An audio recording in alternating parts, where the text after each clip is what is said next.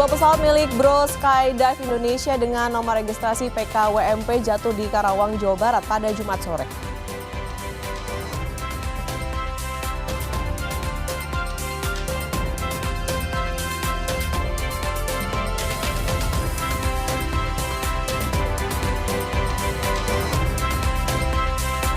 Anggota TNI Polri menemukan 34 bungkus plastik hitam berisi puluhan ribu pil ekstasi di dalam mobil yang mengalami kecelakaan di Tol Bakauheni, Terbanggi, Besar.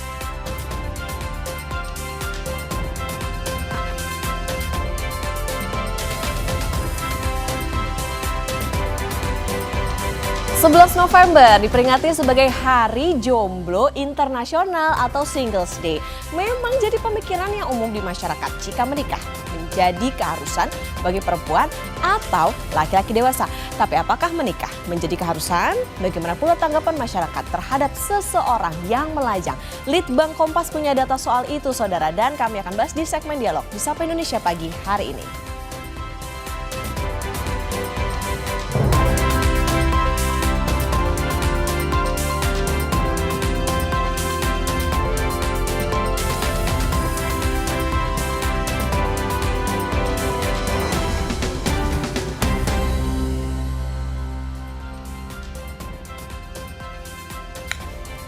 Selamat pagi saudara, kembali lagi hadir di Sapa Indonesia Pagi bersama saya Edwin Chan. Dan saya Putri Oktaviani. 22 November, ya. 11 hari setelah Hari Jomblo. Jomblo Internasional yang tadi ya. Dibacain. Nah, Edwin, tapi gini, ngomong-ngomong soal jomblo, terjadi nggak di pergaulan Edwin? Ini kan lingkup terkecil ya. Kalau di pergaulan saya juga being unmarried person is not a big deal gitu. Jadi kayak bukan sesuatu pencapaian kayak kalau kita udah dewasa kita harus menikah. Tapi justru kayak generasi sekarang lebih ke kalau gue mau punya pencapaian yang bagus ya berarti misalnya gue harus kaya, karir bagus gitu. Betul. Edwin begitu kah? Sama juga sih, karena mungkin banyak orang yang juga melihat ada sosok-sosok yang memang berhasil dan dia tidak memprioritaskan pernikahan untuk jadi sebuah tolok ukur kesuksesan hidup seperti itu. Tapi serta-merta malah menggunakan pernikahan itu sebagai untuk melihat kesiapan dirinya. Lalu juga pastinya kita ngomong kan kalau ngomong pernikahan ngomongin 2 orang, nggak ngomongin 1 orang doang gitu ya. Jadi kayak bukan sesuatu keharusan gitu ya. Tapi apakah ini memang menjadi fenomena yang terjadi entah itu mungkin di umur tertentu atau hanya di daerah tertentu saja? Nah ini saudara nanti akan kita bahas di dialog di Sapa Indonesia Pagi hari ini. Betul sekali. Nah tapi sorotannya bukan cuma itu. Nanti itu pasti akan jadi hal yang menarik untuk dibahas bersama saudara semua. Namun kita pastinya juga empati kita tertuju kepada Banjarnegara yang memang sampai sekarang juga masih dalam proses evakuasi, proses pencarian korban yang pastinya juga ini menjadi tentunya kita mengarahkan perhatian kita lah. Keprihatinan juga ya, tentunya kita harapkan penanganannya juga bisa segera dan juga bantuan-bantuan yang dibutuhkan oleh masyarakat di sekitar juga bisa terpenuhi. Amin. Nah saudara, sebelumnya kita akan bahas dan masuk ke dalam Sapa Indonesia Pagi dengan informasi kebakaran hebat melanda sebuah gudang oli bekas di Kecamatan Gunung Putri, Kabupaten Bogor, Jawa Barat. Sulitnya memperoleh sumber air serta banyaknya oli bekas yang terbakar membuat petugas kewalahan untuk menjinakkan api. Hingga kini belum diketahui penyebab pasti dari kebakaran tersebut.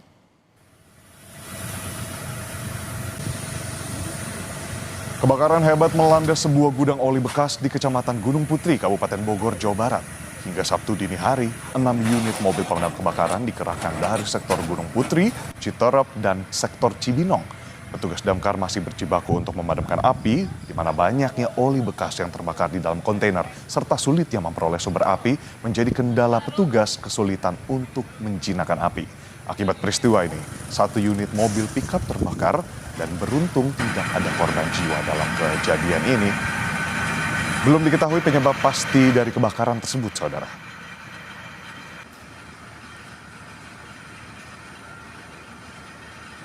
Jadi untuk yang terbakar ini ada beberapa kontainer oli bekas dan ada kapsul penampungan oli bekas dan juga ada 1 buah mobil pickup yang terbakar. Ya.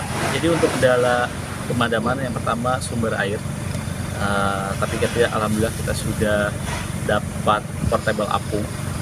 Dan kendala yang kedua yaitu karena yang kebakar adalah oli bekas, itu yang jadi kendala kita. Sudah hadir di sini. Diduga korsleting pada alat pemanas, peternakan ayam di Cibinong, Kabupaten Bogor, Jawa Barat ludes terbakar. Banyaknya material yang mudah terbakar membuat api dengan cepat membesar dan membakar ribuan ayam yang ada di dalamnya. Saudara, api bisa dipadamkan 1 jam setelah tim damkar terjun ke lokasi. Untuk unit yang dikerahkan untuk dari damkar Cibinong ada 2 unit, Pak. Ada kendala nggak untuk proses pemadaman? Untuk proses pemadaman alhamdulillah lancar. Kita ke informasi berikutnya, saudara. Diterjang hujan deras dan gelombang tinggi, sebuah kapal motor terpaksa membuang sembako ke laut. Ini dilakukan untuk mengurangi beban kapal agar tidak karam. Terpaksa barang-barang kami buang dulu. Udah 3 jam, hampir 4 jam kami bertahan. Mantan motor terkebas. Jadi solusinya kami terpaksa bongkar muatan dulu, Bang. Tak mampu kami, Bang. Dalam video amatir tampak sejumlah penumpang yang berada di dalam kapal motor panik lantaran selama 3 jam kapal dihantam ombak dan hujan deras. Untuk menyelamatkan penumpang, sebagian barang berisi sembako terpaksa dibuang ke laut untuk mengurangi beban agar kapal tidak karam.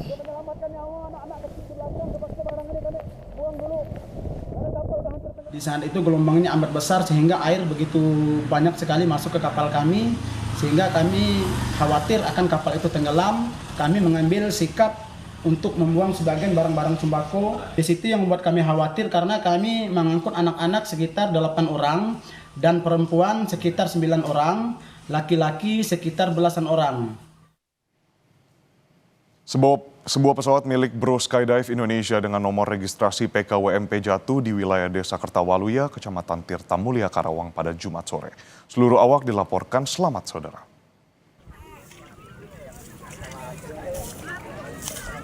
Pesawat yang terbang dari Tangerang menuju Cirebon ini membawa 5 orang, yakni 3 orang penumpang dan 2 pilot serta co-pilot. Menurut warga sekitar, mereka melihat pesawat mengalami gangguan sebelum akhirnya jatuh di area terbuka persawahan.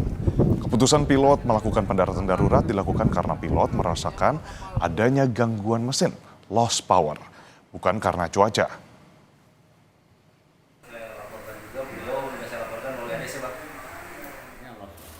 Powernya loss. Dari mana ke mana emang? Mana? Dari mana mau kemana emangnya? Dari Bandara Budi Hartosuro ke Bandara Cirebon. Ke Cirebon.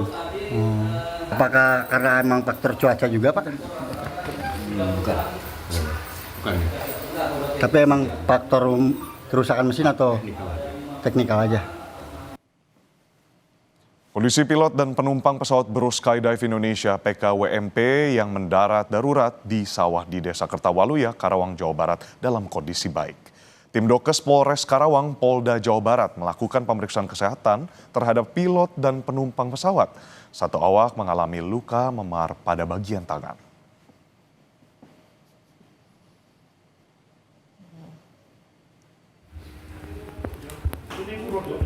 Jadi kami dari Polres, dari tim Dokes sudah mengarahkan untuk pemeriksaan kesehatan dari para kru pesawat tersebut. Dan hasilnya bahwa dari kelima secara umum baik-baik saja. Ada 1 yaitu pilotnya karena memang masih shock. Nah, yang berikut ini, saudara, tak terima ditegur karena melawan arah. Seorang pengendara sepeda motor justru menganiaya pengendara yang menegurnya. Polisi kini memburu pelaku. Aksi penganiayaan terekam video amatir warga yang melihat pertengkaran di Jalan Raya Jagakarsa, Jakarta Selatan. Akibat peristiwa ini, korban mengalami luka di bagian wajah, tangan, dan kaki. Polisi sudah menerima laporan dari korban dan tengah memburu pelaku penganiayaan. Namun polisi mengimbau pelaku untuk menyerahkan diri ke Polsek Jagakarsa.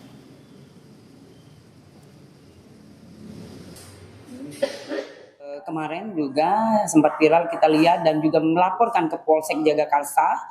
Itu sekarang sudah kita dapatkan untuk baik foto, video, kemudian nomor kendaraannya itu kita lagi buru.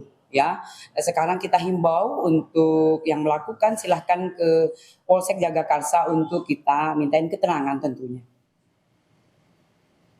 Polisi menetapkan 4 tersangka kasus pembakaran rumah Hakim Pengadilan Negeri Medan, Sumatera Utara. Pelaku utama adalah mantan sopir korban yang merencanakan aksi ini sejak akhir September.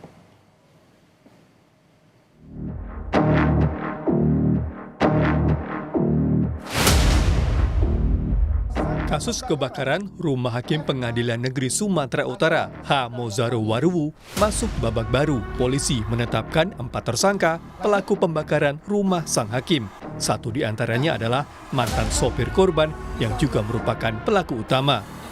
Dalam keterangannya, polisi mengungkap bagaimana para pelaku dalam menjalankan aksinya. Hal ini terlihat dari sejumlah rekaman CCTV yang merekam para tersangka sebelum dan sesudah kejadian. Dalam penyelidikan terungkap bahwa pembakaran itu dilakukan para pelaku dalam rentang waktu 15 menit. Polisi mengatakan motif pelaku adalah sakit hati dan dendam dengan korban. Ada unsur sakit hati. Tersangka 1, kemudian sampai dengan puncaknya kejadian ini yang bersangkutan sudah keluar dan merencanakan pembakaran dan pencurian. Kenapa tersangka tahu detail dan lancar melakukan kejahatan ini? Karena mengetahui betul seluk-beluk di dalam rumah, penempatan kunci dan lain-lainnya.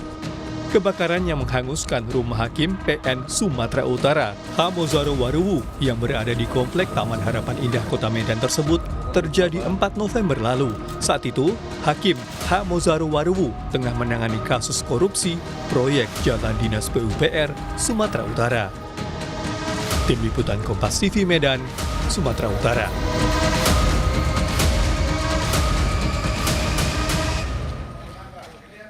Kesorotan lain, Saudara, polisi mengusut dugaan tindak pidana dalam kematian dosen Universitas 17 Agustus atau UNTAK Semarang, Dwinanda Lincia Levi. Sementara itu, pihak UNTAK membentuk tim advokasi untuk mengawal kasus kematian dosennya.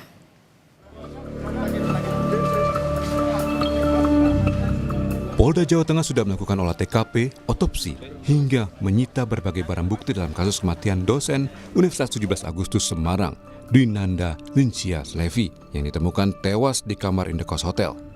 Sejumlah saksi juga telah diperiksa. Temuan tersebut akan dipaparkan dalam gelar perkara untuk nantinya memberikan kesimpulan ada tidaknya unsur pidana. Dari proses penyelidikan yang dilakukan oleh penyidik, nanti pada saat gelar perkara akan dilakukan pemaparan lini masa kronologis dari kejadian tersebut. Diharapkan dari hasil pemaparan tersebut kita dapat menentukan apakah peristiwa tersebut tidak pidana atau bukan. Pihak kampus UNTAK tempat korban bekerja menduga ada kejanggalan dari kasus kematian dosen Levi.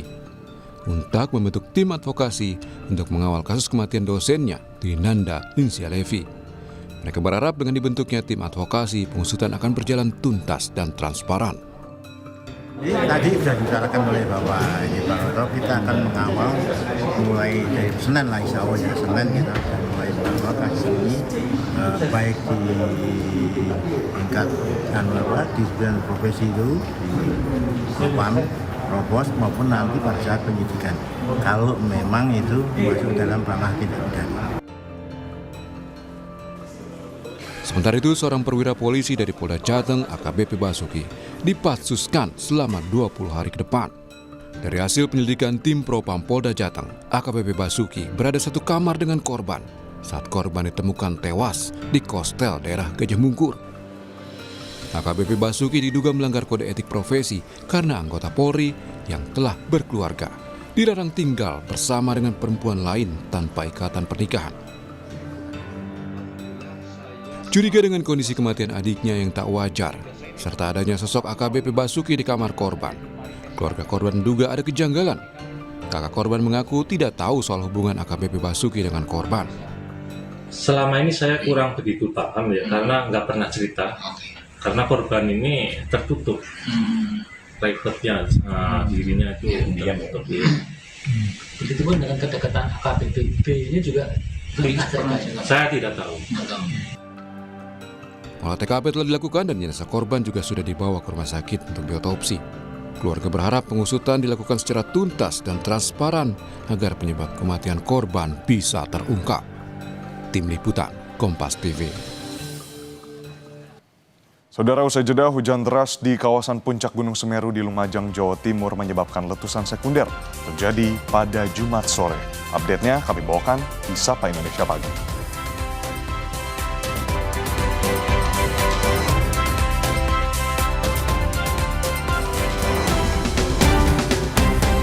Kembali di Sapa Indonesia Pagi, Saudara. Hujan deras di kawasan puncak Gunung Semeru di Lumajang, Jawa Timur menyebabkan letusan sekunder terjadi pada Jumat sore. Tutup. Di Geladak Perak tutup. Hujan.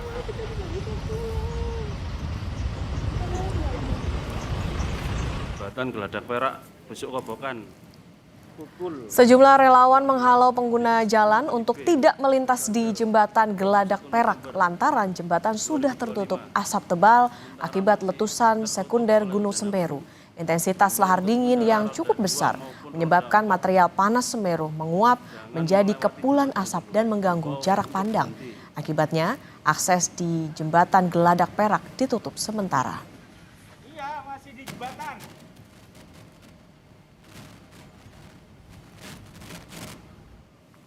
Ayo, segera mendepi negara aman, ada di jalur yang aman. Polisi dan BPBD Jatim gerak cepat dengan meneriaki warga agar segera keluar dari lokasi bencana Semeru. Warga diminta menuju lokasi pengungsian agar mereka lebih aman. Petugas juga menutup jalan agar tidak ada warga yang memasuki area berbahaya. Polisi juga telah memastikan warga yang berada di 2 dusun yang tengah mengevakuasi barang-barang mereka sudah keluar dan menuju lokasi pengungsian.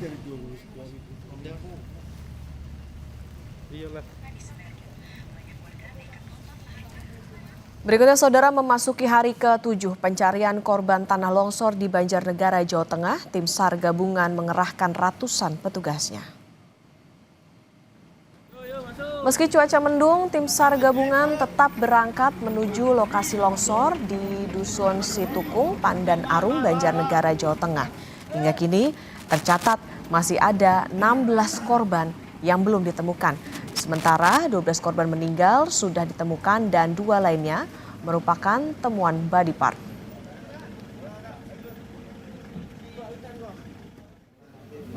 Korban yang ditemukan ada 2 orang, yaitu perempuan dan 1 anak-anak. Jadi total untuk korban sampai dengan hari ini 12 orang, 2 body part atau belum terdeteksi itu 16 orang hari ini. Informasi terkini pencarian korban longsor di Banjarnegara, Jawa Tengah kita tanyakan kepada jurnalis Kompas TV Harsono. Harsono, selamat pagi. Jadi data terbaru masih berapa korban hilang yang dicari hingga hari ke-7 ini? Ya, selamat pagi, Saudara. Dapat saya laporkan dari pos komando bencana tanah longsor yang ada di Pandanarum, Kabupaten Banjarnegara, Jawa Tengah. Hingga memasuki hari ke-7 pencarian, tim SAR baru saja sekitar setengah jam atau 30 menit yang lalu baru berangkat menuju ke titik longsor. Hingga saat ini kami belum mendapatkan informasi terkait pencarian di sana, apakah sudah menemukan jenazah lainnya. Setelah kemarin pada hari memasuki hari ke-7 menemukan 2 jenazah dan 2 body part yang mencapai jumlahnya jika sudah ditotal penemuan jenazah sebanyak 12 dan masih tersisa 16 korban yang belum ditemukan. Sementara itu, meski cuaca di sini tadi pagi mendung terus kemudian gerimis, dan sekarang cerah, tim SAR semakin maksimal dalam melakukan pencarian di lokasi titik longsor. Glenn. Ya, tadi dikatakan masih ada 16 orang hilang, artinya data terbaru masih ada di 16 orang hilang. Lantas pola pencarian seperti apa, Harsono, yang akan dilakukan? Lalu kemudian kesulitan apa yang terjadi selama proses pencarian hingga saat ini? Ya, metode pencarian masih dilakukan, ada 2 metode, yakni manual dan menggunakan belasan alat. Ya, sudah diterjunkan di lokasi kejadian. Pihak Kementerian PU kemarin juga terus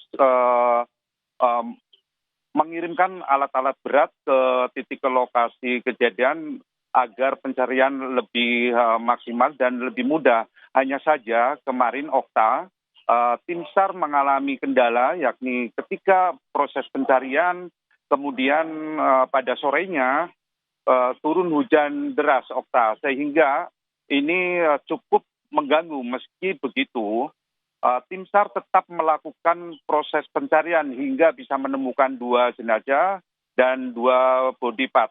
Selain itu juga, Okta, dapat saya tambahkan kendala lain, yakni banyaknya keluarga korban yang datang ke lokasi kejadian untuk membawa barang-barang berharga milik keluarganya seperti kulkas, televisi, kemudian sofa, dan barang-barang berharga lainnya.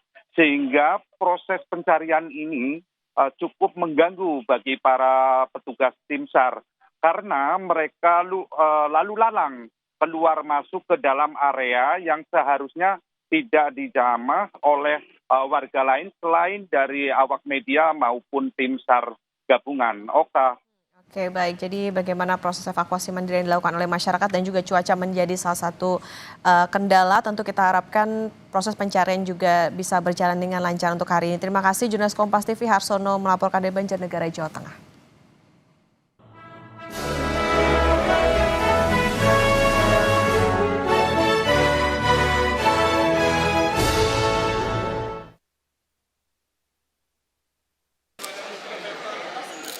Ketua Mahkamah Agung Sunarto menegaskan transformasi hukum nasional adalah suatu keharusan di tengah derasnya perubahan dan perkembangan teknologi.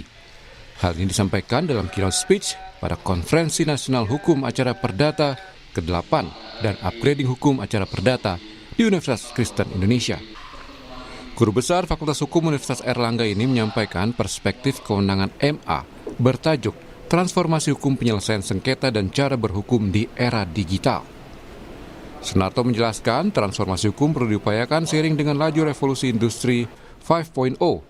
Era revolusi industri 5.0 sendiri ditandai dengan kolaborasi kecerdasan buatan, otomatisasi, dan nilai-nilai kemanusiaan dengan penekanan pada human-centered society. Ia mengungkit peribahasa Belanda, het recht hing achter de feiten aan, dan pandangan Roscoe Pound dari Harvard University, yang menggambarkan hukum kerap tertinggal dari dinamika masyarakat. Ketua MA menekankan, dalam era ekonomi global dan ekosistem digital, Indonesia dituntut membuka diri dan melakukan harmonisasi hukum agar sistem nasional dapat beradaptasi dengan praktik hukum internasional. Fenomena ini terbukti nyata di ranah hukum bisnis, khususnya dalam kasus penundaan kewajiban pembayaran utang dan kepailitan. Dalam era ekonomi global dan ekosistem digital yang semakin terhubung, Indonesia perlu membuka diri terhadap sistem hukum negara lain.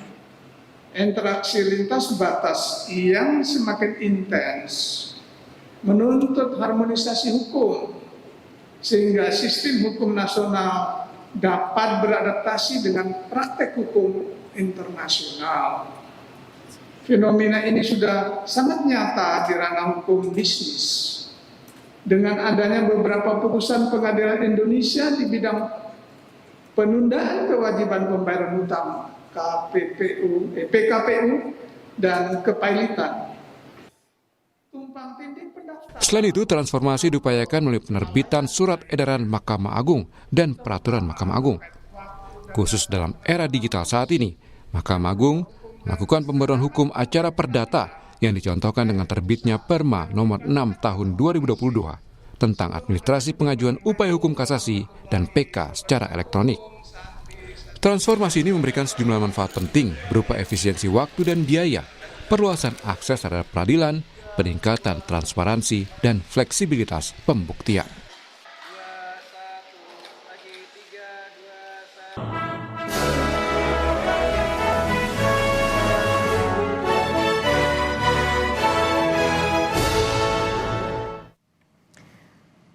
...11 November diperingati sebagai Hari Jomblo Internasional atau Singles Day memang jadi pemikiran yang umum di masyarakat jika menikah menjadi keharusan bagi perempuan atau laki-laki dewasa. Tapi apakah menikah menjadi keharusan? Bagaimana pula tanggapan masyarakat terhadap seseorang yang melajang? Litbang Kompas punya data soal itu dan kami akan bahas di segmen Dialog Sapa Indonesia pagi hari ini bersama Edwin Chan.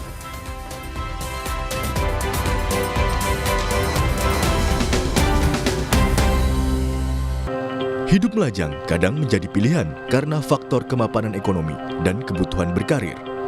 Masyarakat melihat mereka yang memilih hidup melajang sebagai pilihan hidup yang harus dihormati. Ada juga yang memandangnya dengan cukup empati. Belum adanya pasangan hidup yang dirasa cocok juga menjadi salah satu faktor. Ada juga yang menganggap pernikahan masih menjadi hal yang sakral, bahkan menjadi sebuah keharusan bagi sebagian besar orang. Dalam jajak pendapat Litbang Kompas, sebanyak 80,8% responden mengaku tidak pernah terlintas dalam pikiran mereka untuk hidup melajang atau tidak menikah dalam kehidupan mereka.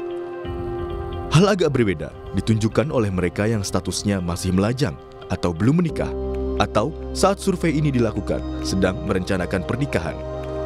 Di kelompok ini, sebanyak 66,1% menyatakan pernikahan sebagai suatu keharusan. Bagi responden yang belum menikah, ada sejumlah pertimbangan mengapa mereka belum menikah. Seperti fokus pada karir, belum menemukan pasangan yang cocok, memilih hidup sendiri, memutuskan untuk tidak menikah, belum menemukan pasangan yang direstui orang tua, hingga sedang mempersiapkan pernikahan. Adapun beberapa faktor yang harus diperhatikan sebelum menikah, menurut para responden, di antaranya kesiapan ekonomi, kesiapan mental, pasangan yang cocok, dukungan atau restu orang tua dan keluarga, kesiapan agama, dan kesiapan fisik. Data juga menunjukkan mereka yang sudah menjalani pernikahan lama, setidaknya 10 tahun, lebih menilai pernikahan sebagai sesuatu yang sakral, sehingga cenderung menjadi keharusan dan harus dipertahankan. Sementara bagi kelompok responden yang baru menikah atau masih melajang, melihat pernikahan tidak sesakral yang dibayangkan. Kehidupan melajang juga didasarkan sebagai pilihan untuk hidup sendiri dan mandiri. Salah satunya agar bisa fokus pada dunia profesional yang digelutinya. Melajang atau menikah adalah pilihan atau hak seseorang yang harus dihormati. Ada yang memilih menikah, namun tak sedikit yang memilih melajang dengan berbagai pertimbangan, dan itu adalah hal yang lumrah. Tim Liputan, Kompas TV.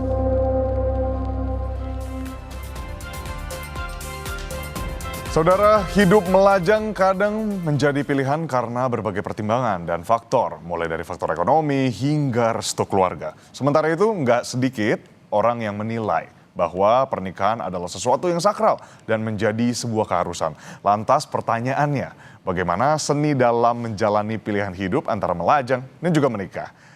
Relate sekali dengan saya, saudara. Mungkin saudara juga. Kita akan membahasnya bersama psikolog klinis Cassandra Putranto dan peneliti Litbang Kompas Arita Nugraheni. Selamat pagi Mbak sekalian, sehat-sehat semua ya di rumah ya. Mikirin soal melajang dan menikah nih, jadi hal yang menarik pagi ini kita akan bahas. Ke Mbak Arita terlebih dahulu. Mbak, dari data yang dimiliki Litbang Kompas, bagaimana persentase perbandingan responden yang memilih menikah dan juga melajang? Lalu faktor apa sebenarnya yang melatar belakangnya yang mempengaruhi? Oke, halo selamat pagi Mas Erwin. Jadi memang kita sebenarnya berangkat dari POV untuk melihat fenomena ini ya, melajang ya. Jadi kita mau lihat ada nggak sih masyarakat, bagaimana pendapat publik begitu terkait lajang ini. Jadi kita susun pertanyaan ke publik untuk jajak pendapat ini kurang lebih 500 responden. Kita mau melihat nih satu dari bagaimana mereka melihat memilih hidup melajang. Kedua, apakah itu pernah terlintas di benak mereka, baik yang saat ini sudah menikah ataupun belum? Kemudian apakah juga gaya hidup melajang ini sudah makin diterima? Nah, kita melihat 2 dari 10 begitu ya, pernah loh terlintas untuk melajang, hidup melajang. Jadi 2 dari 10 ini memang sedikit punya kecenderungan disampaikan oleh responden perempuan. Dan juga ada kecenderungan disampaikan oleh responden usia produktif. Nah, dari 10 responden yang kita lihat pernah terlintas untuk hidup melajang, kita juga melihat ada 3 dari 10 yang kemudian melihat hidup melajang itu sebagai sebuah pilihan hidup, bukan lagi sebagai sebuah kenelangsaan begitu ya. Nah, memang ini jadi temuan yang menarik, meskipun kita tidak melakukan studi longitudinal begitu ya, yang dimana kita bisa membandingkan apakah ada pergeseran atau tidak. Gitu. Oke, jadi tadi yang menarik juga sorotannya terkait dengan bukan karena hopeless gitu ya berarti ya Mbak ya, tapi memang Iya, jadi pilihan benar. ternyata. Jadi pilihan karena nanti kita mungkin nanti setelah Mbak Cassandra melihat fenomena ini, aku juga akan share bagaimana ini kemudian diterima, bukan lagi lihat sebagai keterpurukan begitu ya. Oke, nah tadi udah dijelaskan sedikit latarnya seperti apa. Nah tapi kalau kita ke Mbak Cassandra, kalau kita lihat bagi kaum muda gitu ya, pemuda sekarang, pemudi sekarang, menikah masih menjadi prioritas gak sih Mbak? Dan atau justru malah jadi sebaliknya? Mbak Cassandra, mohon izin boleh dinyalakan suaranya. Boleh, baik, Ya, mohon siap. izin. Ya, aman. Jadi apabila kita melihat kepada riwayat ya, mungkin di tahun 1960-an menikah itu muda, kemudian bergeser naik ke 20-an, 24, lalu kemudian sempat tinggi lalu turun lagi. Nah, saat ini tampaknya kembali naik lagi. Jadi kalau selain data yang tadi diperoleh juga ada data-data lain mungkin dari BPS dan lebih banyak ternyata pria yang memilih untuk melajang dibandingkan perempuan begitu ya. Nah, ini juga mungkin ada penjelasannya antara lain misalnya perempuan mungkin punya kekhawatiran yang lebih besar untuk waktu produktif untuk melahirkan sehingga tentu terbatas dengan waktu tersebut. Jadi pastinya tidak berani untuk menikah di atas 40, sementara kalau pria mungkin lebih bebas.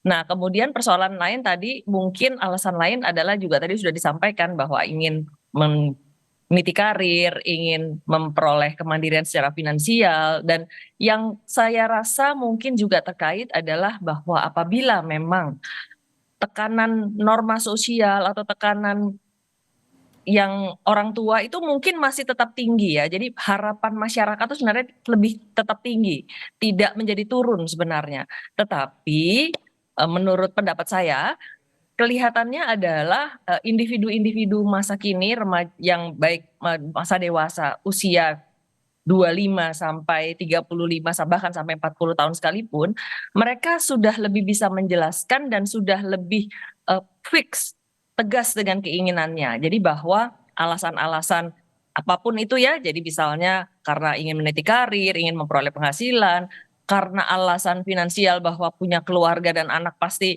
akan memerlukan biaya yang lebih banyak, perencanaan lebih matang. Jadi mereka bisa lebih tegas mengambil keputusan terhadap diri sendiri dan yang jelas tetap merasa bahagia.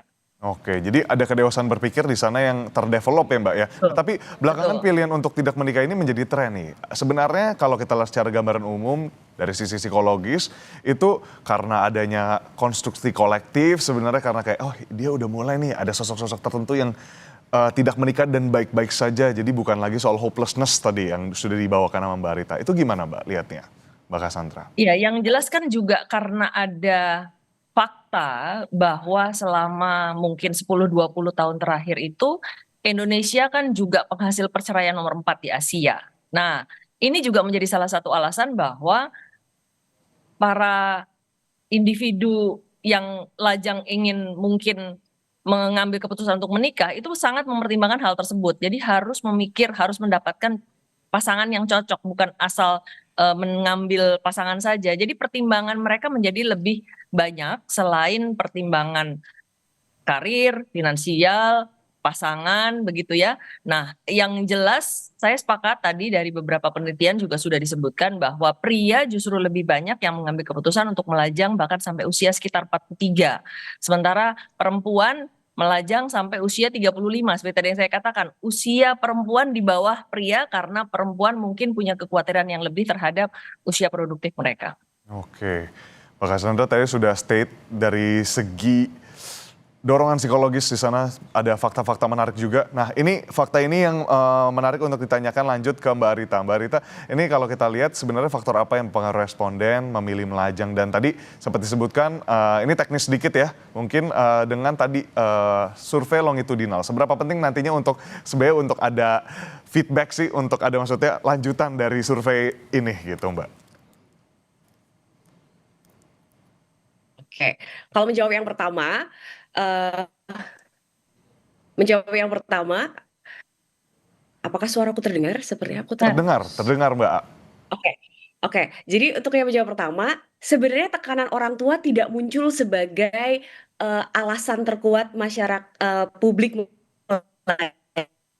Ini yang menarik sebenarnya. Sama yang disampaikan Mbak Cassandra, masyarakat kita tuh semakin lebih self aware dan lebih mau membangun dirinya sendiri begitu ya. Mereka alasannya kenapa? Bagi orang yang belum menikah, alasannya adalah ingin fokus ke karir, ingin mematangkan finansial mereka. Begitu juga ketika kita tanyakan ke responden secara umum yang menikah maupun belum, poin utama mereka hal yang paling perlu diperhatikan ketika menikah adalah kematangan finansial dan juga mental. Tekanan orang tua, tekanan keluarga itu sangat tipis sekali munculnya sebagai alasan mereka untuk menikah atau tidak. Dan ini sebenarnya temuan menarik. Dan kenapa kita perlu studi atau penelitian longitudinal, karena menarik untuk melihat tren. Belum lagi seperti yang kita tahu, kita sempat bahas di minggu sebelumnya bahwa perceraian itu tinggi loh di Indonesia. Dan seharusnya, bukan seharusnya ya, ada baiknya juga kita bisa mengupayakan untuk menekan angka perceraian ini. Karena tidak hanya kita kemudian merugi secara ekonomi, tapi perceraian itu kan merugi batinnya luar biasa ya. Nah, ini yang coba kita kalau dari sisi kami di Litbang Kompas pengen juga memberikan sumbangsih bagaimana sih ketika masyarakat kita menilai pernikahan itu tidak hanya untuk memenuhi perjalanan hidup, tapi sesuatu yang perlu kita persiapkan juga gitu. Dan salah satunya kenapa ekonomi muncul, kemarin kita juga sempat mengolah data sekunder dari BPS, ada kecenderungan perempuan dan laki-laki yang bekerja itu relatif memulai dengan gaji yang sama. Tapi ketika perempuan menikah, dia cenderung stagnan dari sisi pendapatan. Sementara laki-laki meningkat drastis. Nah, ini mungkin kalau dari kacamata sosial kita bisa melihat bahwa ruang kerja pun masih sedikit bias gender, di mana mungkin laki-laki lebih dipercaya begitu ya untuk mendapatkan jabatan lebih tinggi dan dia dianggap sebagai kepala keluarga sehingga dia harus memenuhi kebutuhan ekonomi. Nah, mungkin juga stagnasi ekonomi ini yang dilihat mungkin sebagai sebagian perempuan untuk menunda dulu pernikahan sebelum secara finansial dia mapan. Karena kalau Mbak Cassandra tadi melihat perempuan tidak bisa menunda terlalu lama karena faktor biologis, kecenderungan yang tertangkap di jajak pendapat pada periode tertentu ini justru perempuan lebih kuat begitu ya, memilih untuk menunda pernikahan asalkan karir dan ekonomi mereka mapan dulu. Mungkin ketakutannya adalah itu, ketika menikah karir mereka justru stagnan atau bahkan mungkin mengalami kemunduran. Sebenarnya ini jadi realitas konstruk yang nggak benar, tapi tidak bisa dibenarkan juga gitu ya. Harapannya bisa semakin inklusif, semakin equity, equality-nya juga di sebuah lingkungan kerjaan juga jadi hal yang bisa sama-sama jadi sorotan ini, karena udah jadi campuran nih mindset antara orang untuk nantinya menikah atau tidak menikah, dan ternyata faktor sosial ekonomi itu mempengaruhi banget. Mbak Cassandra ini lihatnya gimana nih Mbak kalau soal ini? Kita geser sedikit ke faktor sosial ekonomi, how it affects, bagaimana ini akhirnya bisa berdampak? Baik, sebenarnya justru kita harus menganalisa ini dengan lebih mendetil ya. Bahwa hasil penelitian Mbak Rita ini bukan salah, benar, karena yang objek penelitiannya kan adalah individunya. dewasa muda yang ditanya. Justru ini semakin membuktikan apa yang tadi saya sampaikan, bahwa mereka lebih resilient, mereka lebih tegas untuk menyatakan bahwa maaf buat saya, yang penting adalah ini, dan ini. Masalah tekanan sosial itu tidak menjadi hal yang penting buat saya. Itu kan gitu ya. Nah, persoalannya kalau ditanya, apakah tekanan sosial normatif masih ada? Masih. Nah, ini jawaban saya nih, ya kan?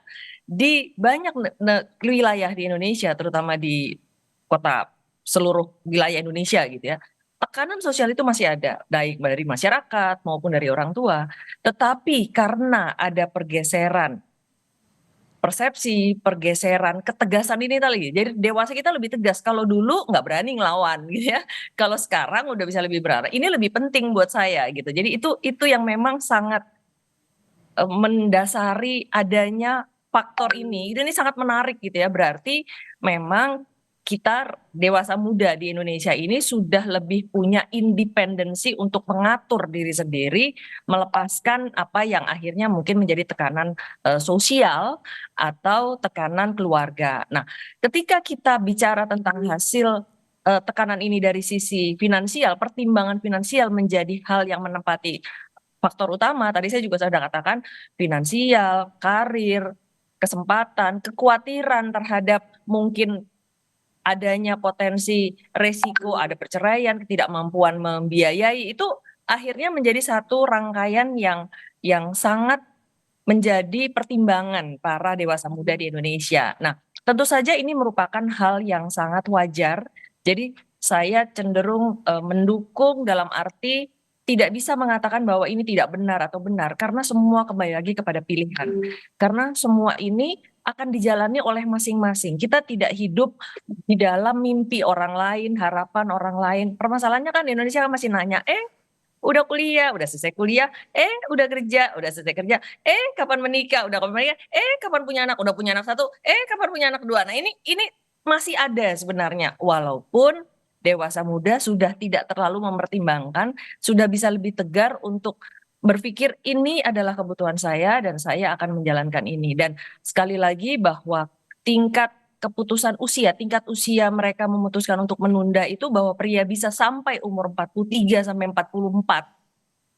Itu tidak lagi menjadi sebuah image buruk. Kok dia nggak kawin-kawin, kenapa ya gitu. Itu udah. Jadi sudah bisa lebih diterima, karena ketegasan ini juga milik banyak orang. Orang tua pun juga mungkin banyak sudah, ya sudahlah terserah anaknya, yang penting dia bahagia gitu ya. Nah kalau perempuan artinya tadi ya itu tadi ya, mereka menghitung paling tidak sampai usia 35 sampai 36.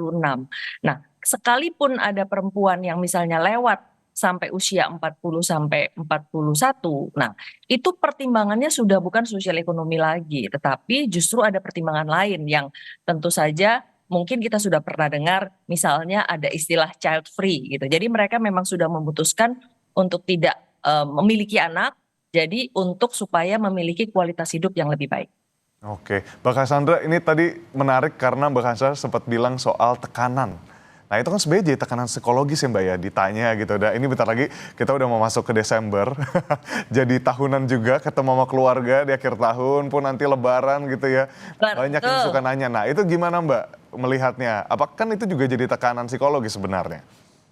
Ya, tetapi dewasa muda Indonesia sekarang udah lebih tegas. Mereka sudah lebih bisa untuk menjawab, oh iya insya Allah besok, insya Allah tahun depan, insya Allah sama siapa? Ya insya Allah ketemu gitu. Jadi mereka udah bisa lebih nyaman dan santai untuk menghadapi seperti itu. Mungkin masih ada yang datang ke ruangan para psikolog merasa tertekan dengan kondisi psikologis tersebut, tetapi jumlahnya mungkin juga jauh lebih berkurang. Karena itu tadi pertimbangan dan hasil penelitian Barita sangat benar kalau menurut saya. Mereka justru menempatkan tekanan itu udah paling belakang. Mereka lebih menekankan kepada karir, finansial, pertimbangan-pertimbangan ekonomis dan lain sebagainya. Oke, jadi sebenarnya juga kalau kita lihat di medsos udah banyak yang buat tutorial ya, cara menjawab tante dan om kita kalau bawel gitu. Nah ini mungkin juga jadi penguatan gitu ya, karena kita jadi dewasa muda di Indonesia juga jadi saling tahu, oh nggak cuma saya yang berpikir seperti ini. Kritisisme ini muncul bersama-sama dan karena sebuah hal yang sebenarnya realita gitu, yang harus dihadapi bersama-sama. Nah ke Mbak Rita lagi, dari data Litbang Kompas menunjukkan mereka yang sudah menikah selama 10 tahun memandang kalau pernikahan adalah sebagai sebagai sesuatu yang sakral sehingga cenderung menjadi keharusan dan harus dipertahankan. Nah ini bagaimana Mbak temuannya?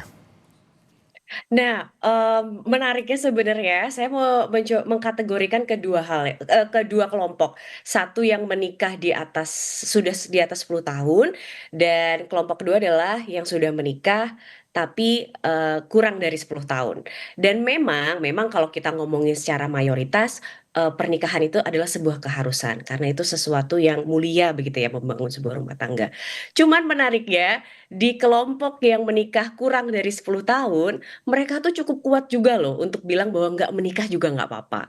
Salah satu yang kita duga begitu ya, di momen-momen pernikahan kurang 10 tahun itu kan banyak refleksi ya, banyak mereka menemukan diri mereka sendiri, mungkin juga yang menikah belum selesai dengan dirinya, belum sudah harus berdua sama orang lain. Nah, ini, lagi-lagi seperti semangat kita semua ya, bahwa kita tidak mempromosikan, "Ayo kita hidup lajang saja," tidak. Tapi yang kita coba telaah adalah bagaimana orang atau publik yang melajang ini sebenarnya perhitungannya rumit. Perhitungannya tuh dimatengin, karena mereka mungkin melihat bahwa ada, sandwich generation, gelombang itu ya, di mana kita harus menanggung orang tua, kita juga harus menanggung anak. Mungkin itu yang coba masyarakat yang masih lajang ini hadapi. Dia tidak mau terjebak dalam sandwich generation itu, dia mau secara ekonomi mapan.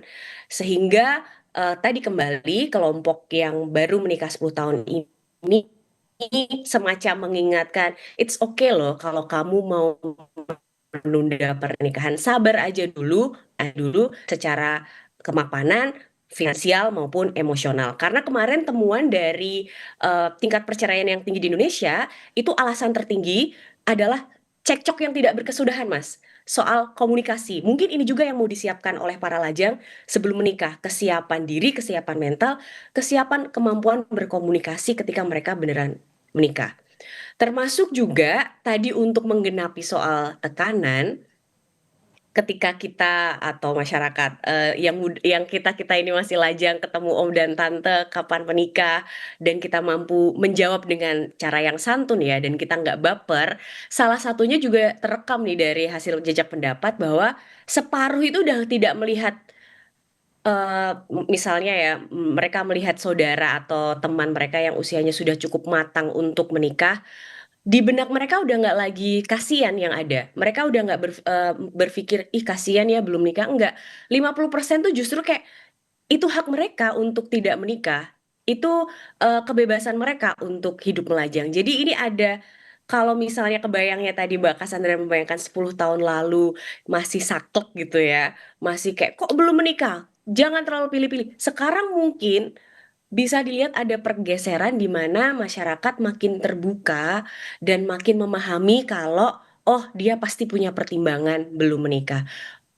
Makin ada masyarakat kita yang lebih, menghargai ruang privat begitu ya. Makin ada masyarakat kita yang kemudian tidak terlalu ikut campurlah dengan urusan, eee, pribadi kita, gitu. Jadi memang, kenapa saya merasa ini jadi temuan atau riset yang cukup menarik untuk kita terus lakukan tren, karena kita bisa ngelihat pergeseran masyarakat kita, bagaimana masyarakat kita semakin menghargai begitu ya, menghargai dan juga mau menerima setiap fase hidup seseorang. Oke. Nah ini hasilnya tadi kan kita bisa lihat nih bagaimana jika orang di sekitarmu belum menikah nih. Ada cuek karena menilai itu privasi 69% gitu. Kepo dan sering hanya kapan nikah 31%. Ini polling yang dibuka di Instagram Kompas TV nih Mbak. Melihat ini bagaimana Mbak Rita? Cuek ini menarik sih, berarti kan ini sebenarnya, menambah memberikan, bukan validasi ya, Ya, makin aspek ada tambahan gitu ya? Heeh. aspek tambahan, temuan baru ya kan, temuan baru bahwa ya cuek aja, kita mengarah menjadi masyarakat yang individualis, tidak, tapi justru semakin masyarakat yang dewasa, tahu mana ranah privat, tahu mana ranah publik, mana yang perlu ya kepo itu kan sebenarnya ada sisi positif, ada sisi negatif. Salah satu sisi negatifnya kan kamu mencampuri urusan orang lain begitu ya. Siapa tahu orang itu tidak siap loh, tidak semua orang bisa bercanda terhadap situasi private mereka, dan mungkin beberapa ini jadi movement yang baik karena dalam artian satu dua orang kan juga tertekan dan dia menghadapi situasi kesehatan mental yang severe karena tekanan-tekanan seperti itu. Seperti itu. Harapannya ini menjadi satu gerakan komunal yang ayo kita harus happy, kita harus menghargai sesama, kita harus menghargai pilihan masing-masing karena timeline orang-orang itu memang beda-beda. Belum lagi kalau kita membandingkan dengan negara tetangga ya, di mana mereka mampu ketika menikah melihatnya salah satunya misalnya kemarin aku lihat perbandingan data dari Australia, misalnya Australia, Singapura, Malaysia, tingkat perceraiannya mereka rendah, tapi cara mereka memaknai pernikahan itu sakral. Jadi itu kan yang pengen kita ciptakan, memaknai pernikahan tetap sakral, tidak sedikit-sedikit karena hal yang sepele mengajukan perceraian. Tujuannya kan ke situ. Nah, jadi tadi juga membangun sensitivitas sebenarnya ya. Jadi bukan sensi, tapi sensitif. Iya benar. Jadi lebih berempati gitu ya. Nah, Mbak Cassandra, tadi ada beberapa poin menarik yang disampaikan sama Mbak Rita. Nah, terkait salah satunya adalah edukasi pranikah. Untuk duduk bareng, tadi Mbak Cassandra juga sempat bahas soalnya. Ini soal preferensi masing-masing. Yang ngejalanin berdua gitu. Jadi sebenarnya us against the world gitu ya.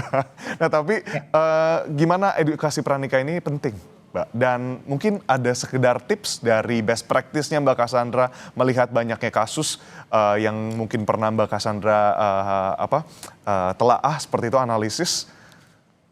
Ya, jadi memang artinya keputusan untuk menikah, hidup bersama, mengarungi kesulitan, susah, dan senang itu bersama, itu tentu perlu kesiapan mental yang luar biasa dan cocok, ya harus cocok. Artinya menerima segala kelebihan dan kelemahan pasangan. Nah, persoalannya orang seringkali ketika jatuh cinta, mungkin ya hanya terpikirkan yang indah-indah aja. Gitu. Lovey-dovey ya Mbak?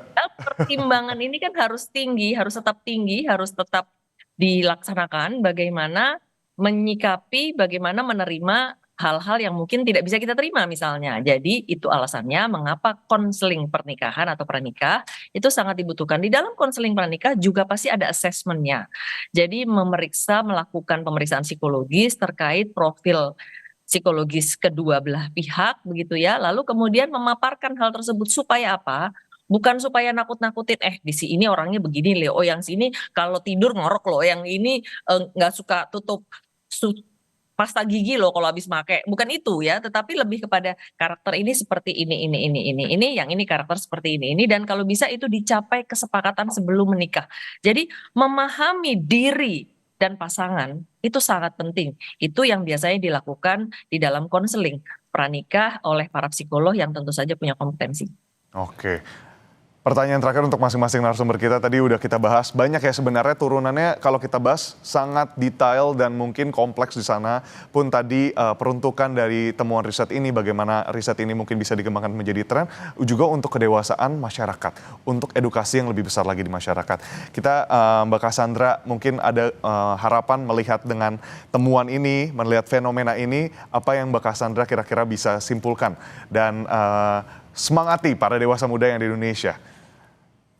Saya yakin bahwa semua masyarakat Indonesia mengharapkan bangsa Indonesia ini untuk menjadi bangsa yang maju ya, dan untuk itu tentu menjadi tanggung jawab kita semua untuk membangun bangsa. Nah, membangun bangsa dimulai dari keluarga kecil dan tentu saja kita semua punya tanggung jawab. Jadi biarkanlah para dewasa muda untuk mempertimbangkan sendiri secara seksama karena mereka lah yang akan menjalani dan menghasilkan generasi muda bangsa Indonesia yang tentu saja siap menghadapi tantangan dunia.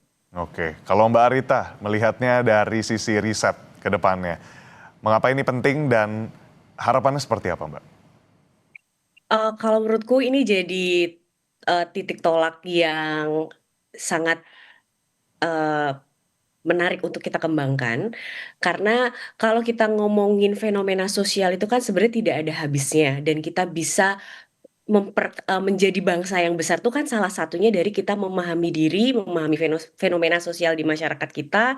Jangan kalau salah satunya kita membicarakan lajang, kita juga kita harus menggarisbawahi seperti yang kita obrolin tadi ya, kita tidak mempromosikan orang untuk melajang. Yang kita coba lakukan adalah mengencourage masyarakat untuk lebih memahami diri dan lebih melihat pernikahan sebagai sesuatu yang sakral, sebagai sesuatu yang harus dipersiapkan, bukan sesuatu fase hidup yang ya udahlah kita laluin aja. Selain itu, kalau dari sisi riset, ini menarik banget. Setiap tahun kita bisa track masyarakat kita bagaimana sih cara mereka memahami publik yang masih lajang walaupun usianya sudah matang. Karena in this economy, lagi-lagi kalau misalnya alasan masyarakat adalah ingin menguatkan ekonomi, jangan-jangan kalau nanti ekonomi kita baik-baik semakin membaik, ekonomi kita situasi politik semakin membaik, nggak menutup kemungkinan loh jangan-jangan ada kaitannya sama tingkat pernikahan masyarakat. Karena masyarakat kita semakin cerdas aja, kayak kalau kita ngelihat mereka tidak lagi melihat pernikahan itu sebagai bagian dari tekanan keluarga, mereka bisa benar-benar melihat pernikahan ataupun pilihan untuk melajang sebagai pilihan yang dipikirin beneran, mindful terhadap pilihan. Oke, tadi ada dua hal penting yang mungkin bisa kita simpulkan, yakni konseling pranikah menjadi hal yang penting untuk duduk bersama, jadi secara emosional juga terpupuk. Lalu tadi Mbak Rita menyampaikan juga ini jadi penting karena ketajaman berpikir yang diseimbangi dengan value-value pernikahan. Pernikahan sebagai hal yang sakral tidak dilupakan. Terima kasih banyak Mbak sekalian atas fruitful discussion hari ini, diskusi yang luar biasa dengan Mbak Cassandra Putranto, psikolog klinis, dan juga ada Mbak Arita Nugraheni selaku peneliti Litbang Kompas. Terima kasih Mbak, selamat pagi, selamat melanjutkan aktivitas, selamat akhir pekan. Terima kasih, selamat pagi, salam hormat. Saudara, usai jeda ada informasi lain yang akan hadir di Sapa Indonesia Pagi. Salah satunya anggota TNI Polri menemukan 34 bungkus plastik hitam berisi puluhan ribu pil ekstasi di dalam mobil yang mengalami kecelakaan di Tol Bakauheni, Terbanggi, Besar. Informasinya kami hadirkan usai jeda.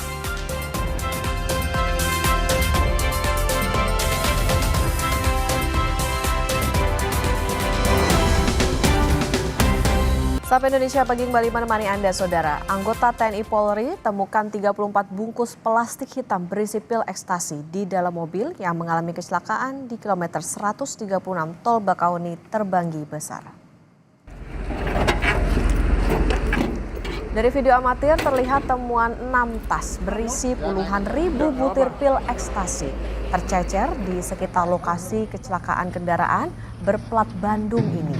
Namun, pengemudi tak ditemukan baik di dalam mobil maupun di sekitar area kecelakaan.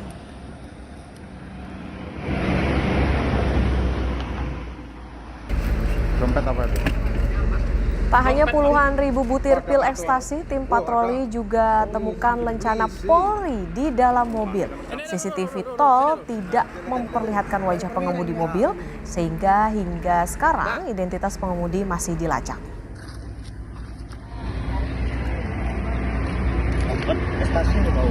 Kayaknya, nggak tahu tapi. Juga patroli, jam 3 jam 4 patroli lewat juga nggak ada, belum ada. Ini dugaan apa sih, Bang? Belakang truk. Human error apa, Bang? Prediksi, Bang? Ya, kecepatan ngantuk atau dia mungkin lagi make juga, karena kan ada alat hisapnya di dalam. Kita nggak menemukan lawannya dan juga nggak menemukan korban lakannya. Udah ada meriksa CCTV tol gitu, Bang? Udah ada. CCTV juga udah kita pegang tapi nggak terdetek karena dia jaraknya jauh, lokasi juga kurang pencahayaan. Otoritas Jasa Keuangan meresmikan kantor perwakilan Papua Barat dan Papua Barat Daya di Manokwari. Kehadiran OJK ini untuk meningkatkan pengawasan terhadap sektor jasa keuangan di wilayah tersebut.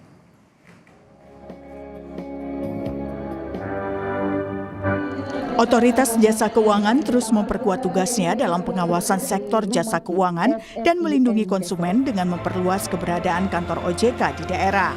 Secara resmi, Otoritas Jasa Keuangan memiliki kantor perwakilan Provinsi Papua Barat dan Papua Barat Daya yang terletak di Jalan Trans Papua Barat, Kabupaten Manokwari. Peresmian kantor ini juga merupakan komitmen OJK untuk hadir lebih dekat dengan masyarakat Papua Barat dan Papua Barat Daya dalam meningkatkan literasi dan inklusi keuangan, melindungi konsumen, serta mendorong pengembangan ekonomi daerah di kedua wilayah tersebut. Ketua Dewan Komisioner OJK Mahendra Siregar mengatakan peresmian ini sejalan dengan penguatan OJK dalam menjalankan Undang-Undang Nomor 4 Tahun 2023 tentang pengembangan dan penguatan sektor keuangan. Selain itu, OJK juga berperan untuk melindungi konsumen di sektor keuangan. Memang dimaksudkan untuk semakin memberikan layanan OJK di kedua provinsi yang penting ini, baik dari segi untuk mengkoordinasikan, mendorong, meningkatkan pembiayaan, kredit, tabungan, dan pengumpulan pendanaan serta penyalurannya untuk perbankan, untuk asuransi, untuk lembaga pembiayaan, dan lain-lain. Juga dimaksudkan untuk ikut menjadi bagian dalam berbagai program percepatan pembangunan dan pertumbuhan ekonomi di Provinsi Papua Barat dan Papua Barat. Gubernur Papua Barat Domingus Mandacan merespon baik kehadiran kantor perwakilan OJK di Papua Barat sehingga dapat menjaga stabilitas ekonomi khusus di sektor jasa keuangan dan mendorong pertumbuhan sektor real. Harapan besar kami kepada OJK di Provinsi Papua Barat adalah dapat menjaga stabilitas sektor jasa keuangan di Papua Barat dan Papua Barat Daya. Kami percaya bahwa kesehatan dan kinerja industri jasa keuangan yang baik akan sangat menentukan keberlanjutan pertumbuhan sektor real termasuk UMKM di Papua Barat. Dengan adanya kantor perwakilan ini, seluruh kewenangan yang sebelumnya berada di bawah kantor OJK Papua di Jayapura sudah didelegasikan sepenuhnya ke kantor perwakilan Papua Barat dan Papua Barat Daya. Jeffrey Watimuri, Kompas TV, Manokwari, Papua Barat. Sebagai wujud nyata perluasan pelayanan hingga ke ujung timur Indonesia. Saudara, hari jadi ke-79 Kabupaten Muara Enim membawa semangat bangkit sejahtera maju berkelanjutan. Kemeriahan hari ulang tahun diwarnai gebyar UMKM koperasi dan job fair.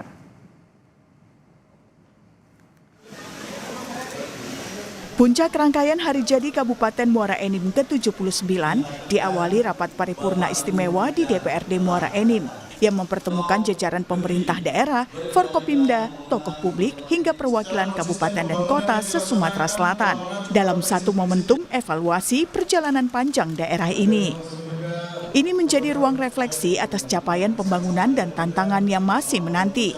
Pemerintah daerah menegaskan komitmen untuk melanjutkan dasar yang telah dirintis pendahulu, memperkuat sinergi antar lembaga, dan membuka ruang partisipasi masyarakat sebagai penggerak utama percepatan pembangunan. Rasanya bangga sekali ya kita di ulang tahun ke-79 Muara Enim ini. Hari ini Muara Enim adalah salah satu kabupaten dengan angka kemiskinan yang sudah 1 digit.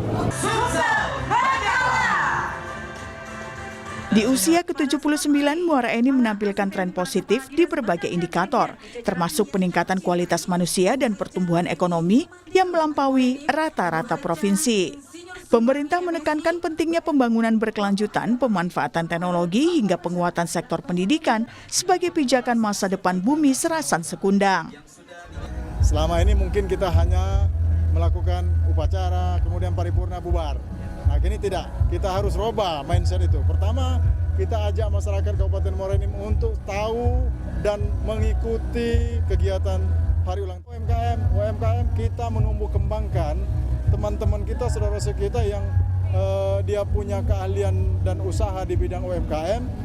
Kita lihat mereka, kita dorong untuk meningkatkan, jangan lagi nanti tidak berkembang tapi berkembang. Yang kedua, mengenai job fair. Job fair ini adalah langkah nyata kita untuk menyerap tenaga kerja. Hari ini diikuti lebih kurang 30 lebih perusahaan sebagai partisipan, ya. 30 lebih dengan penyerapan tenaga kerja lebih kurang 3.000 ke atas. Kemeriahan hari ulang tahun diwarnai gebiar UMKM, koperasi dan job fair di Gor Pancasila. Dengan puluhan stand UMKM, ribuan peluang kerja dan tingginya antusias masyarakat, rangkaian kegiatan ini menjadi simbol optimisme Muara Enim untuk terus bangkit dan melaju bersama. Tim Liputan, Kompas TV, Muara Enim, Sumatera Selatan. Sapa Indonesia Pagi masih akan kembali usai jeda, saudara, jadi tetaplah bersama kami.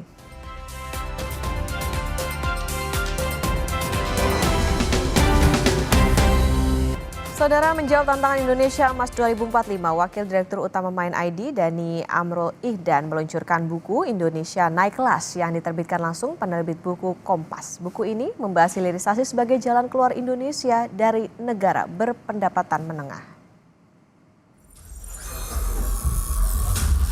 Dalam memberikan gagasan untuk menjawab tantangan Indonesia Emas 2045, Wakil Direktur Utama Main ID Dhani Amrul Ihdan merilis buku bertajuk Indonesia Naik Kelas yang diterbitkan penerbit buku Kompas.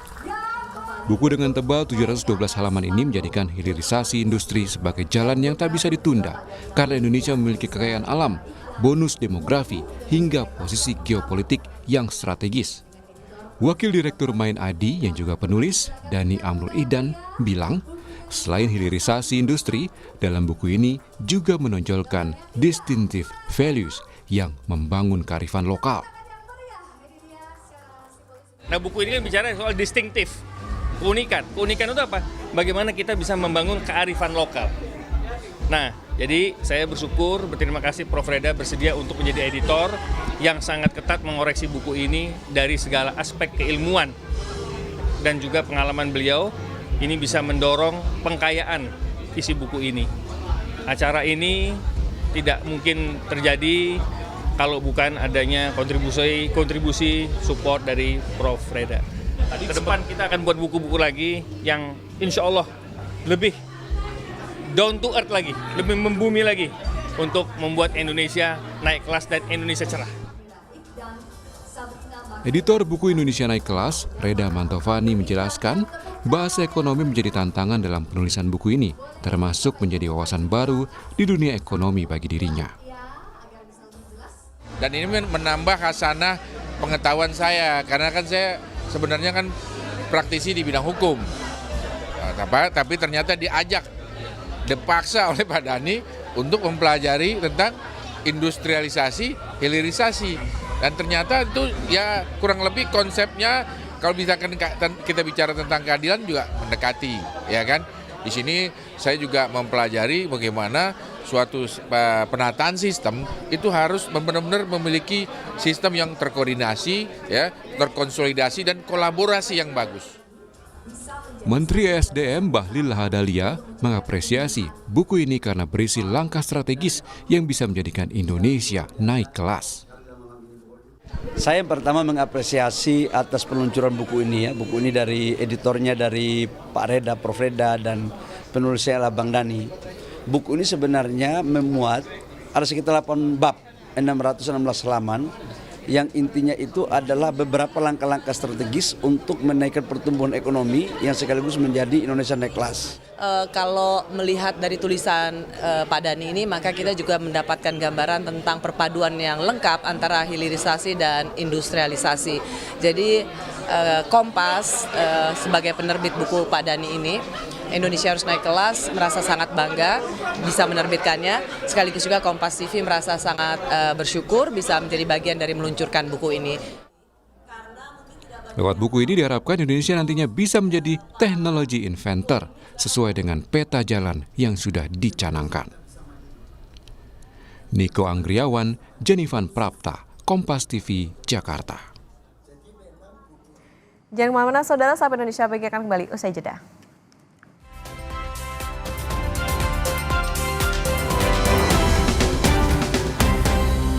Senang kali bisa menyapa Anda di Sapa Indonesia Pagi, dan informasi yang kami bawakan tadi menjadi akhir dari Sapa Indonesia Pagi Kompas TV edisi hari ini. Saya Edwin Chan. Dan saya Putri Oktaviani, pamit undur diri, terima kasih. Sampai jumpa.